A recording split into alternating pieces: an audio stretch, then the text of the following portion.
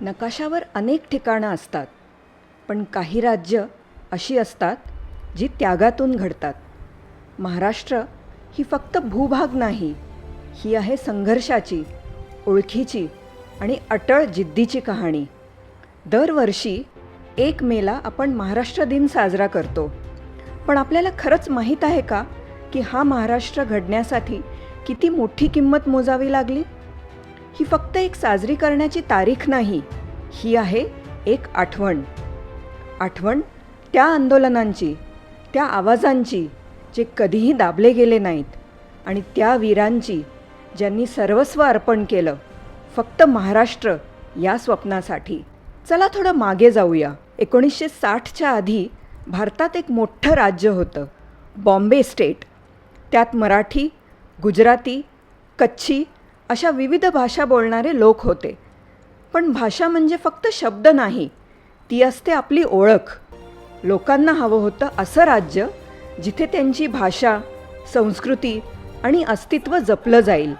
आणि तिथूनच सुरू झालं एक ऐतिहासिक संघर्ष, संयुक्त महाराष्ट्र आंदोलन. हजारो लोक एकत्र आले एका मागणीसाठी, मराठी भाषिकांसाठी स्वतंत्र राज्य.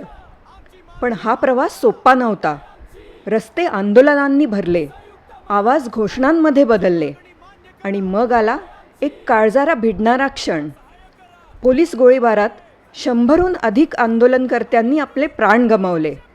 त्यांच्या बलिदानाने देश हादरला. आणि शेवटी 1 मे 1960 रोजी बॉम्बे स्टेटचे 2 भाग झाले, महाराष्ट्र आणि गुजरात. आणि अशा प्रकारे एक स्वप्न सत्यात उतरलं, महाराष्ट्राचा जन्म झाला.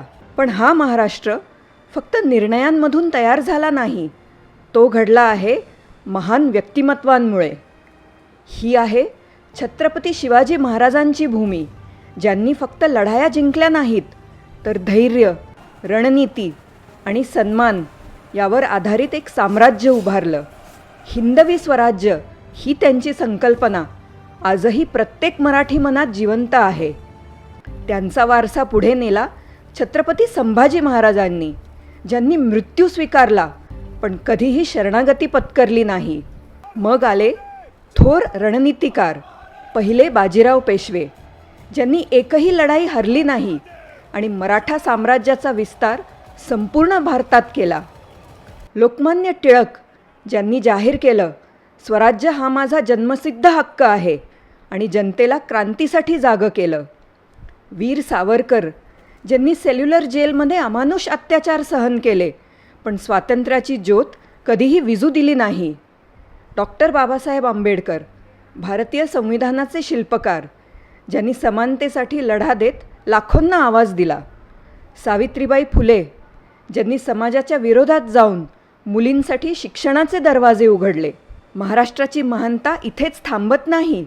दादासाहेब फाळके, ज्यांनी भारताला पहिला चित्रपट दिला, राजा हरिश्चंद्र, आणि संपूर्ण फिल्म इंडस्ट्रीची पायाभरणी केली.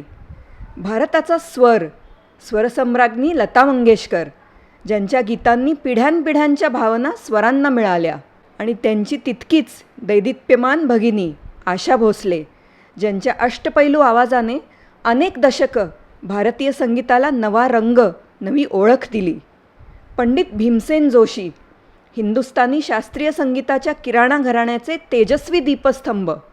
पु ल देशपांडे, महाराष्ट्राचं लाडकं व्यक्तिमत्व, लेखक, विनोदकार, संगीतप्रेमी, ज्यांनी आपल्या शब्दांनी आणि सुरांनी मराठी मनाला हसवलं, रडवलं आणि समृद्ध केलं. आणि क्रीडा क्षेत्रात सचिन तेंडुलकर, जो फक्त एक खेळाडू नाही तर करोडो लोकांसाठी एक भावना आहे. महाराष्ट्राची ओळख काही मोजक्या नावांमध्ये मर्यादित नाही. वासुदेव बळवंत फडके, चापेकर बंधू, जे होते क्रांतीचे अग्रदूत, धोंडो केशव कर्वे, समाजसुधारक, डॉक्टर होमी भाभा, वैज्ञानिक दृष्टीचे प्रतीक, सुनील गावस्कर, उत्कृष्ट क्रिकेटवीर, खाशाबा जाधव, अंजली भागवत, खेळाच्या क्षेत्रातील अभिमान. ही फक्त काही नावं आहेत महाराष्ट्राच्या अंतहीन परंपरेतील. कारण महाराष्ट्राची ओळखच आहे अमर्याद जिद्द आणि प्रेरणा. आज महाराष्ट्र भारतातील सर्वात शक्तिशाली राज्यांपैकी एक आहे. आर्थिक राजधानी मुंबईपासून संस्कृतीच्या वैभवाने नटलेल्या पुण्यापर्यंत, दक्षिण काशी म्हणून ओळखल्या जाणाऱ्या कोल्हापूरपासून ऑरेंज सिटी म्हणून ओळखल्या जाणाऱ्या नागपूरपर्यंत, उद्योगांच्या गगनभराऱ्या असोत, अध्यात्माची गूढ परंपरा असो किंवा नवकल्पनांची धडाडी, महाराष्ट्र म्हणजे परंपरा, प्रगती आणि प्रेरणेचा अखंड प्रवाह. पण लक्षात ठेवा, ही प्रगती उभी आहे संघर्ष, बलिदान आणि स्वप्नांच्या पायावर. म्हणून ह्या महाराष्ट्र दिनी फक्त स्टेटस टाकू नका. थोडा वेळ काढा त्या लोकांना आठवण्यासाठी ज्यांनी आपलं आयुष्य दिलं आपली ओळख निर्माण करण्यासाठी. कारण महाराष्ट्र हे फक्त एक राज्य नाही, ते आहे धैर्य, अभिमान आणि जिद्द. आणि सर्वात महत्त्वाचं म्हणजे एक अशी परंपरा जी प्रत्येक मराठी हृदयात जिवंत आहे. जर हा व्हिडिओ आपल्याला आवडला असेल तर व्हिडिओ लाईक नक्की करा आणि चॅनलला सबस्क्राईब करा. जय महाराष्ट्र. नमस्कार.